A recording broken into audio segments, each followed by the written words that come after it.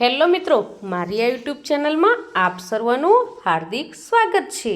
આજે આપણે ધોરણ 4 વિષય ગુજરાતી તારીખ 1/2/2025 આજે અને એકમ 8 આજે આપણે તેનું પ્રશ્ન બેંકનું સંપૂર્ણ સોલ્યુશન જોઈશું. પ્રશ્ન 1, આપેલી જાહેરાતના આધારે પ્રશ્નોના ઉત્તર લખો. કોઈ પણ એક તો અહીં માહિતી આપેલી છે અને પ્રશ્ન છે રક્તદાનની મહાદાન સાથી કહ્યું છે.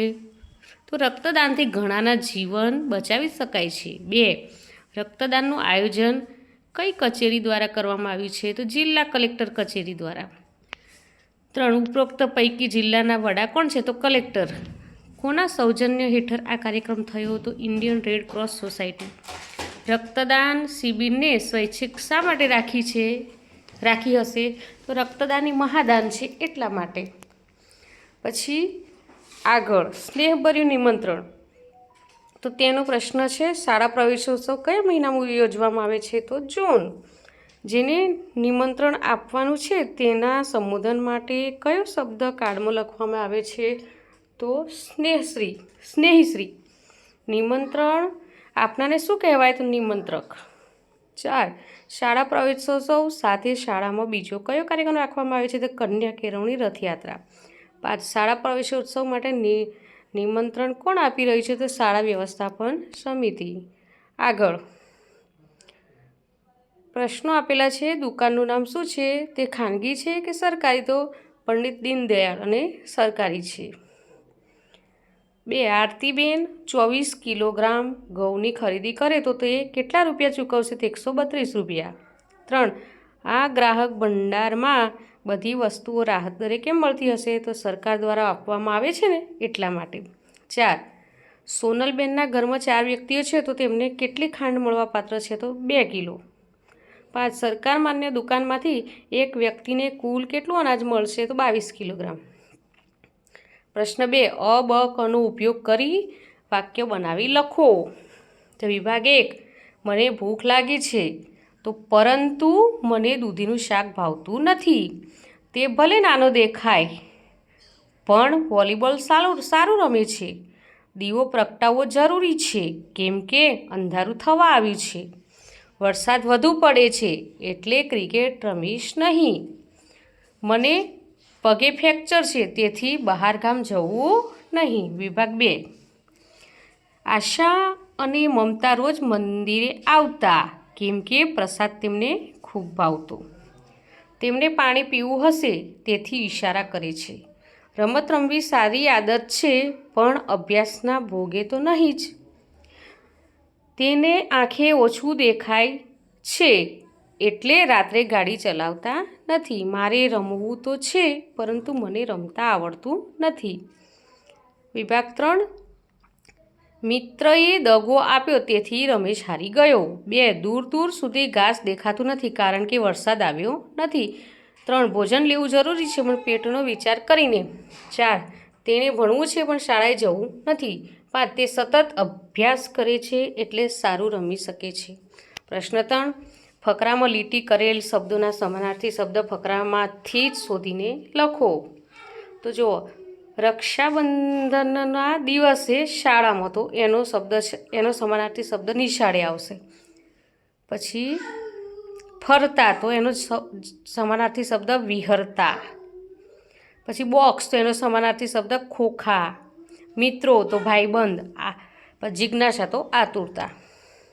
બીજો ફકરો છે એમાં છે જંગલ તો વન. સિંહ તો તેનો સમાનાર્થી સાવજ. પ્રાણીઓ તો એનો સમાનાર્થી પશુઓ. જલસા તો મોજ. મીઠાઈ તો મિષ્ટાન. ત્રીજો ફકરો છે તેમાં દિવસ તો દિન. ભોજન તો રસોઈ. હનુમાન તો અંજની પુત્ર. બાપુજી તો પિતા. નિરાતે તો આરામ. પ્રશ્ન 4, વાક્યમાં કયો ભાવ વપરાયેલો છે તે લખો. તો પહેલા વાક્ય છે જન્મદિવસે મોબાઈલની ભેટ મળતા હેતવીને મોજ પડી ગઈ. તો આ ખુશીનો ભાવ છે. 2, પિતાના અવસાન પછી પુત્રના જીવનમાં કોઈ ઉત્સાહ રહ્યો નથી. તો દુઃખીનો ભાવ છે. 3, દીકરાનું દીકરાનું પરિણામ જોઈ પિતાની આંખો લાલ થઈ ગઈ તો ગુસ્સો. 4. નાની દીકરીએ દોરડા પર ચાલતી જોઈ લોકો અચરજથી જોઈ રહ્યા તો આશ્ચર્ય.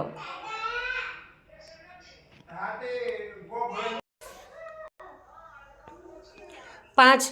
રાજ પડતા જ રમેશ ઘરમાં સંતાઈ જાય. ડરનો ભાવ છે. 6. દ્રાક્ષ ખાવા ન મળતા શિયાળ ત્યાંથી ચાલી નીકળ્યું તો નિરાશા. 7. અચાનક સામે એલિયન જોઈ હું તો ગભરાઈ ગયો તો ડર. 8. વિદ્યાર્થીઓની ધીંગામસ્તીથી શિક્ષક રોષે ભરાયા તો ગુસ્સો. 9. વાહ કેટલી સુંદર મજાની ગાડી છે તો આશ્ચર્ય. 10. સાચે જ આ બધી ચોકલેટ મારી આશ્ચર્ય. 10. આજે મેં ધારેલું પરિણામ આવ્યું નહીં નિરાશા. મને રમવું ગમે છે પણ હારવાની ચિંતા રહી છે તો ડર. અરે આટલી સુંદર વાડી હોય ખરી આશ્ચર્ય. 14. ગમ્મત ગુલાલ જોઈ સૌ ખડખડ હસી પડ્યા તો ખુશી. 15. મને ખોટું બોલનાર વ્યક્તિ પ્રત્યે નફરત છે તો ગુસ્સાનો ભાવ છે. અહીં પ્રશ્ન 5. અહીં વાક્યમાં શબ્દો આડાઅવળા થઈ ગયા છે. શબ્દો ગોઠવી વાક્ય ફરીથી લખો. તો 1. અમને હું સાચું વાક્ય બોલીશ. અમને પણ દેશી રમતો શીખવાડો ને. 2. આપણે આજ તો મેચમાં જીતી ગયા. 3. શ્લોક અને તીર્થ કબડ્ડીના સાચા ખેલાડી છે. 4. તાકોડી જેને તાકે એટલે તેને પાડી દે. 5. મને ગળ્યું ખાવાનો તો ભારે ચસ્કો. 6. સિંહનું બચ્ચું હાથીઓને જોઈ જનુની બની ગયું. 7. પાયલ ગુરુની આજ્ઞાનું ક્યારેય અનાદર કરતી નથી. 8. દિવ્યેશ નજીકની ગવર્મેન્ટ સ્કૂલમાં અભ્યાસ કરતો. 9. આજે શાળામાં દિવસે રક્ષાબંધનનો મેળો જામ્યો હતો. 10. સાંજે મેં ટીવીમાં ફોટો જોયો. 11. આપણા રાષ્ટ્રપિતાનું નામ મોહનદાસ ગાંધી છે.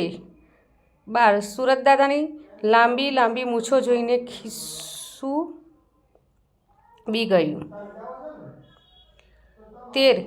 ઉત્તરાયણના દિવસે બધા ગાયને ઘાસ નીરે છે. 14. આપણી આજુબાજુ ચકલીના નાના પતંગા દેખાતા હોય છે. 15. ભાવેશે ઝાડ પર કાબરનો માળો ગોઠવ્યો. તો મિત્રો અહીં આ વિડીયો પૂરો થાય છે. તો મારી આ યુટ્યુબ ચેનલને લાઈક, શેર અને સબસ્ક્રાઈબ ચોક્કસથી કરજો. બાય.